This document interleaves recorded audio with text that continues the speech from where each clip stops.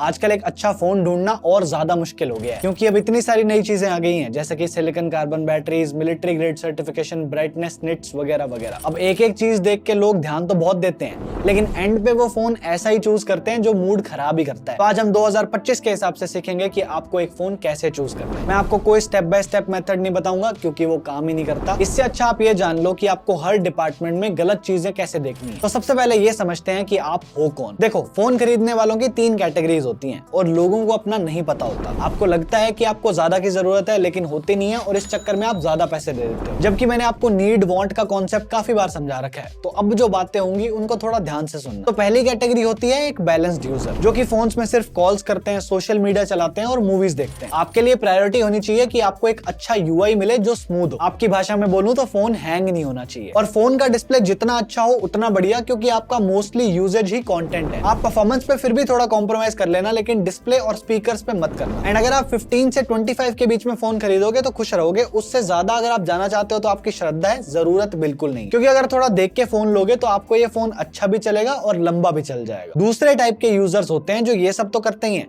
लेकिन इसके साथ साथ उन्हें 1-8 घंटे की गेमिंग भी करनी है। तो आपका सेगमेंट लगभग 25 से थोड़ा ऊपर नीचे होना चाहिए, क्योंकि इसमें 1-8 घंटे की गेमिंग भी हो जाती है। और आपको फोन में कोई बहुत तगड़ा प्रोसेसर देखने की जरूरत नहीं है। मैं इतने सारे बजट मिड रेंज फोन्स देख चुका हूं और मैंने सभी में FPS को मॉनिटर करके देखा है। इस प्राइस रेंज पे 1 घंटे वाली गेमिंग तो हर कोई करा देगा। तो अब क्योंकि आप बीच में आते हो तो आपको बेस्ट परफॉर्मिंग वाला नहीं चाहिए। और तीसरे होते हैं जो फोन को फुल रगड़ते हैं, बहुत सारे कॉल्स, कैमरा यूसेज भी हैवी होता है और फिर इनको तगड़ी गेमिंग भी करनी है। एंड कंसिडरिंग कि आप एक हैवी यूजर हो, आई एम अज्यूमिंग कि आपने एक बजट फोन चला रखा है और अब आप अपग्रेड ही करोगे, क्योंकि सेम जगह पे रह के कौन राजी है। तो आपको ऑब्वियसली प्रोसेसर पे तो कॉम्प्रोमाइज करना ही नहीं है और स्टोरेज पे तो बिल्कुल भी मत करना। तो आपका बजट लगभग 40 के आसपास तो रखना पड़ेगा ताकि लंबा चल सके। चलो, अब सबको पता लग गया कि आपके लिए क्या इंपॉर्टेंट है। अब इंडिविजुअल कंपोनेंट्स पे आने से पहले कुछ ऐसी चीजें होती हैं जिन पे पहले बहुत ध्यान देना पड़ता था, लेकिन अब जरूरत नहीं है। जैसे कि 5G बैंड एक ऐसी चीज है, और इसी से रिलेटेड एक चीज और होती है कनेक्टिविटी, यानी कि नेटवर्क। देखो, फोन्स अब इतने ठीक हो गए हैं कि आपको एक अच्छा नेटवर्क और कॉलिंग एक्सपीरियंस दे दे। बस इसमें आपको 2-3 चीजों का ध्यान रखना होता है। पहला, कि आपको गूगल पिक्सल में नेटवर्क की दिक्कत आ सकती है। चाहे वो फोन कितना ही अच्छा हो, अगर ढंग से बात नहीं कराएगा तो चिढ़ होने लग जाएगी। दूसरा, आजकल इंडिया में वर्ल्ड्स बेस्ट 5G चल रहा है और ये इतना फास्ट है कि इसके चक्कर में कॉल्स ही नहीं लग रहे। तो आपके पास कोई सा भी फोन हो, उसमें नेटवर्क इश्यूज आएंगे ही आएंगे, उसमें फोन का कोई कसूर नहीं है। तीसरा पॉइंट, पिछले साल एक नया प्रोसेसर आया, स्नैपड्रैगन 4S Gen 2। इसे आप 695 का सौतेला भाई भी बोल सकते हो, और अभी के लिए ये सिर्फ जियो का ही 5G सपोर्ट करता है, एयरटेल और VI का नहीं। तो फिलहाल के लिए अगर आप जियो को छोड़ के कुछ और यूज करते हो तो इस प्रोसेसर के साथ आने वाले फोन्स को अवॉइड करना,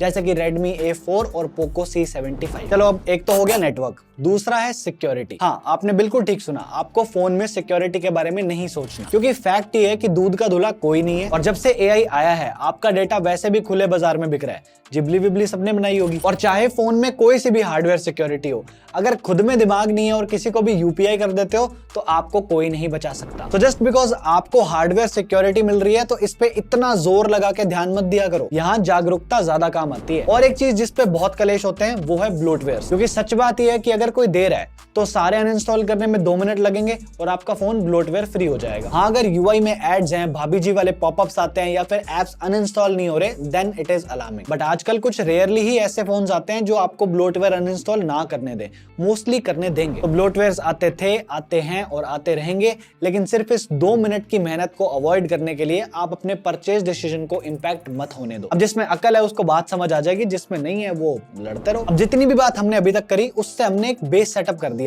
अब हम इंडिविजुअल कंपोनेंट्स पे आ जाते हैं। सबसे पहले बैलेंस्ड वालों के लिए मोस्ट इंपॉर्टेंट UI। तो देखो, UI सारे ही अच्छे होते हैं, मतलब फोन तो सभी में चल जाएगा। दिक्कत ये आती है कि अपने लिए कैसे चुने। तो हम फटाफट एक UI को पकड़ेंगे और सब में मोटे मोटे प्रोज एंड कॉन्स देख लेंगे। सबसे पहले, कलर OS वाले बजट फोन्स में एनिमेशंस नहीं है, चाहे फिर वो OnePlus हो, Oppo हो या Realme, इनमें से किसी के पास नहीं है और इससे एक्सपीरियंस खराब होता है। अपडेट्स इनके ओवरऑल ठीक है, लेकिन Realme के साथ अपडेट्स की दिक्कत है, क्योंकि ये फोन ही इतने ज्यादा निकालते हैं तो सबको ऑप्टिमाइज कर नहीं पाते। और ब्लोटवेयर पे मैं ज्यादा बात बात नहीं कर रहा, रीजन आपको पता है। नेक्स्ट, नथिंग ओएस एक बहुत अच्छा यूआई है, अपडेट्स भी सही से दे रहा है। बग शुरू में कई बार आ जाते हैं, बाद में एक दो अपडेट से चीजें सुधर जाती हैं। बस इसमें फीचर्स अभी भी कम है, बट फिर भी काफी है। वन टच ओएस विजुअली काफी पुराना लगने लगा है। पापा लोगों के लिए ठीक है, लेकिन उसे एक मॉडर्न रीटच की काफी भारी जरूरत है। और इनके अपडेट्स अब बहुत सही हो गए हैं, एकदम कंसिस्टेंट टाइम पे आते हैं। एक मेरे घर में रखा हुआ है Vivo T1 4G वाला, 2022 में 15,000 के आसपास लिया था और आज उसे 3 साल बाद भी टाइमली हर महीने अपडेट मिल रहे हैं। Xiaomi का HyperOS वैसे तो काफी सही है, लाइक उसके एनिमेशंस तो काफी नेक्स्ट लेवल है, लेकिन एक तो इसमें ब्लोटवेयर बहुत है, बट चलो उस बात को अवॉइड कर देते हैं। लेकिन HyperOS का अपडेट साइकिल काफी खराब हो रखा है और इनकी सबसे बड़ी दिक्कत है कि ये रीजन स्पेसिफिक बहुत चलते हैं। मतलब कि जितने भी unique first of its kind features लाते हैं, सारे चाइना एंड यूरोप वाली कंट्रीज तक ही सीमित रह जाते हैं। इंडिया वाले HyperOS को बाहर वाले जितनी अटेंशन नहीं दी जाती। One UI फ्लैगशिप्स में अलग है, बजट में अलग है। One UI का गोल्ड स्टेटस फ्लैगशिप्स की वजह से बना है, क्योंकि बजट में ये वैसा काम नहीं करती, क्योंकि बहुत हैवी होती है, इसलिए ये रिसोर्सेज भी फिर उतने ही डिमांड करती है। कोई बहुत बेसिक यूजर है या फिर घर के लिए चाहिए या मम्मी को देने हैं तो उसके लिए ठीक है। और One UI 7 वाले अपडेट को छोड़ के बाकी सारे अपडेट स्टेबल रखे गए हैं, वहां पे आपको कोई दिक्कत नहीं आएगी और फीचर्स में तो बिल्कुल ही नहीं आएगी। मोटोरोला वाले बहुत सही हो गए हैं, उन्होंने हर चीज में इंप्रूव कर दिया है, बस अपडेट साइकिल वाली चीज अभी भी उन्हें फिक्स करनी है। बाकी फीचर्स वगैरह के मामले में ये काफी आगे आ चुके हैं। एक हमारे पास बजट में XOS भी है, जो इन्फिनिक्स के फोन्स में आता है। इसमें फीचर्स तो बहुत क्रेजी है, लेकिन इनका भी अपडेट साइकिल काफी खराब है और इसका विजुअल अपील भी उतना सुंदर नहीं है। हालांकि अब लेटेस्ट XOS 15 में इन्होंने थोड़ा एप्पल जैसा स्टाइल कर लिया है, जो कि अच्छी बात है, बट अपडेट्स तब भी पीछे हैं। तो ये एक मोटा मोटा ओवरव्यू है फॉर एंड्रॉइड यूआईज। बाकी मैं इस सारी बात को समराइज करके एक जगह लिख देता हूं, तो आपको थोड़ी आसानी हो जाएगी। पॉज करके पढ़ना चाहो या स्क्रीनशॉट लेना चाहो, वो आपकी मर्जी है। तो अब आप अपने हिसाब से जो यूआई सिलेक्ट नहीं करना वो निकाल दो, और जो बच जाएंगे उसमें से कोई सा भी पकड़ लो, आपको सारे अच्छे लग जाएंगे। Now let's talk about elephant in the room,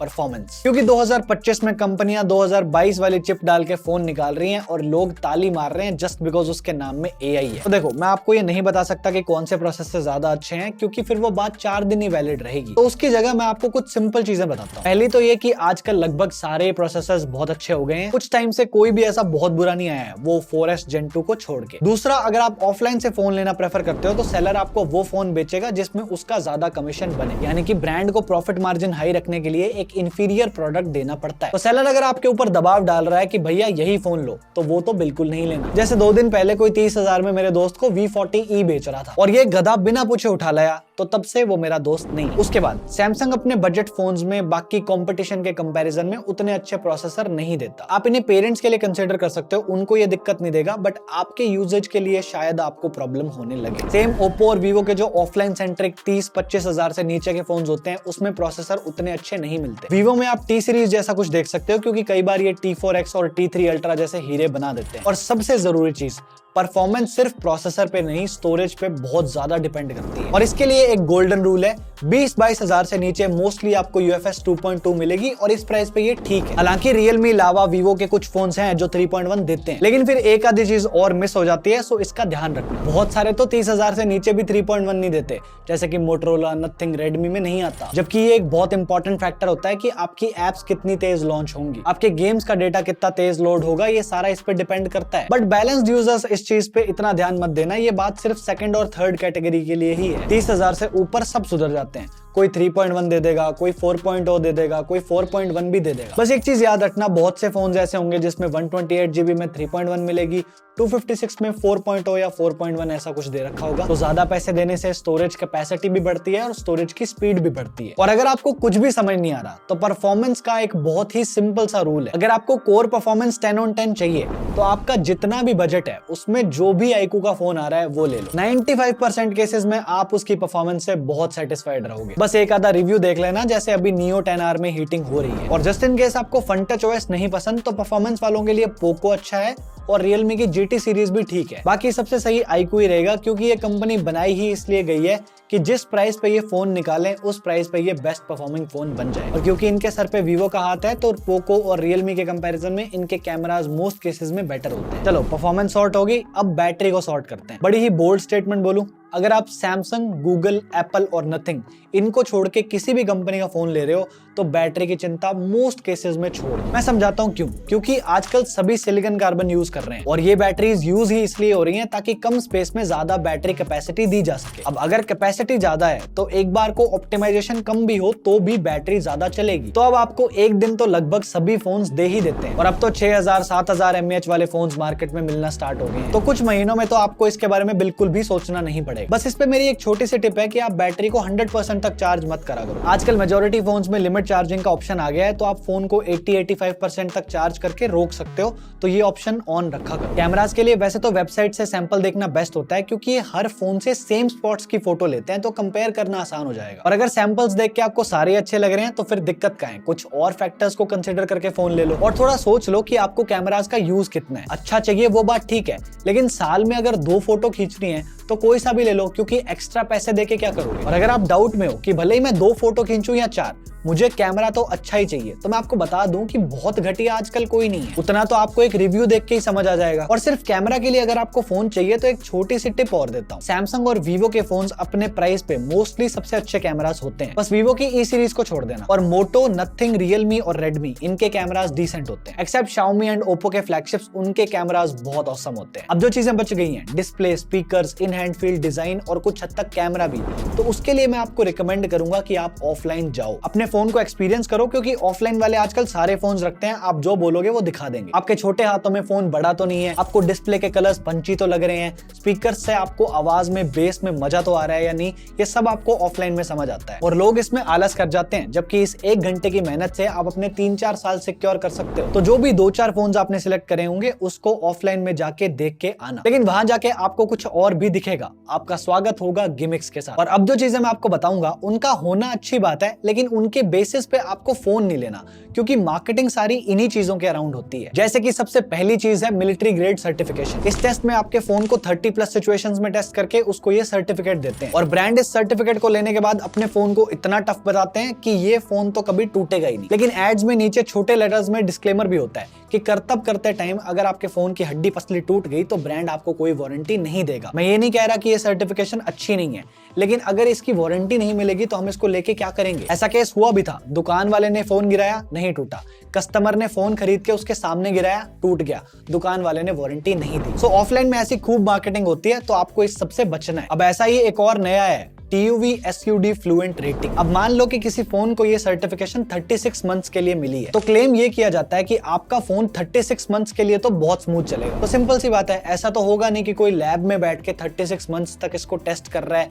और फिर ये डेटा निकल के आया। 36 महीनों में इनके 72 मॉडल आ जाते हैं, तो ये डेटा रियल लाइफ में रिलायबल नहीं है। सेम इसी तरीके से IP रेटिंग भी होती है। अब आपके फोन को कोई से भी रेटिंग मिली हो, अगर पानी में गिर के फोन खराब हो गया तो आपको वारंटी नहीं मिलेगी। और ऐसा भी नहीं है कि कंपनीज आपको इसके बारे में बताती नहीं है। ये देखो, यहाँ क्लियरली सब बता रखा है। मैं ये नहीं कह रहा कि रेटिंग होना फर्जी है, ऑब्वियसली इससे आपको पता चलता है कि आप किस कंडीशन में अपने फोन को यूज कर सकते हो, लेकिन इसके भरोसे आप कुछ उल्टा सीधा कर दो तो बाद में कुछ बचता नहीं है। और ऐसे और बहुत से होते हैं, जैसे कि पीक ब्राइटनेस, रैम बूस्ट वगैरह वगैरह, इन पे ध्यान नहीं देना। अब आप कहोगे कि ये सब फालतू है तो हमें वीडियोस में बताते ही क्यों? क्योंकि देखो, हमारा तो काम है आपको सब बताना, ताकि आपको पता रहे, और ऑडियंस ये सारी चीजों की डिमांड भी करती है, तो इसलिए आपको ये सब बताना जरूरी है। तो अब आपको पता है कि आपको कौन सी चीज से बचना है। बाकी ब्रांड सिलेक्शन करना चाहो तो आप ये वाला वीडियो देख लो, इसमें सबके प्रोज एंड कॉन्स बता रखे हैं। चलो फिर, this is it from my side. Thank you so much for watching. I am Divanshu and I am always on leave, just sometimes appear. Bye bye.